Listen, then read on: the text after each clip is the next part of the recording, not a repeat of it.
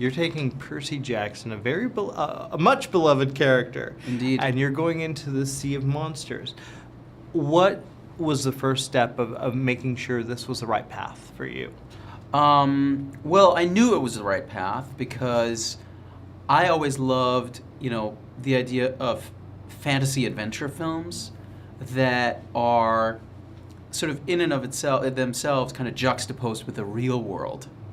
So I loved how sort of Percy Jackson and his group of characters are so contemporary and at the same time, dealing with Greek gods in the modern world. So that kind of new take or new sort of irreverent take, I will say, on Greek mythology was something I think that could be mined emotionally as well as for comedy, which we do in the film. So the emotional world of Percy Jackson combined with the humor it has really had me doubt very little that this was right for me to do. We saw about 35 minutes earlier today. Yeah. And I've got to say, what I kind of liked is the fact that Percy's kind of like, he's not the big cheese anymore. Right.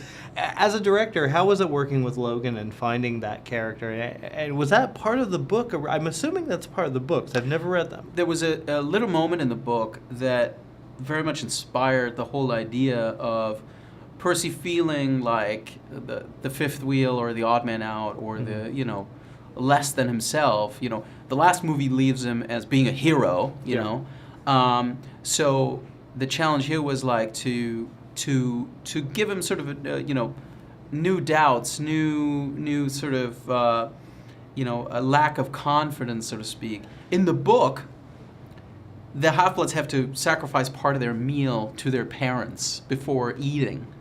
Oh. Sort of just to kind of like, oh, okay, this is as a sacrifice to our parents who, originated us, so to speak. And Percy really thinks like, why would I give up part of my meal to someone that I never get to talk to? Yeah. So the idea of the absence of these parents really led to the moment that you experienced early on in the film that you saw, where he tries to talk to his father and doesn't get an answer. That to me is almost like an emotional sort of marker in the beginning of the film, and sort of it's really the on the outset of his journey that he doubts himself. He doesn't get any responses from his parents. There's a new kid on the block in the shape of Clarice. All that really makes him a believing that it was all luck or something. What he accomplished the last time, and of course the movie's about his journey of not only regaining a confidence, but taking it to another level.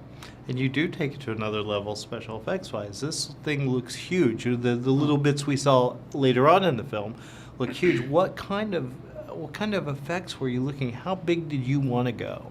I do want to go very big because obviously we had to up the ante from the last movie, which employed visual effects very ably. My general concern, though, was always keeping the characters first and foremost, like focusing on the actors. As exciting as all the monsters are, they really would be nothing without Logan, Alex, Brandon, Levin, and Douglas kind of, reacting to them appropriately, and never losing track of what their behavior is on the other side of the equation. So I think it's mostly about the characters with, some wonderful fancy window dressing that I wanted to do.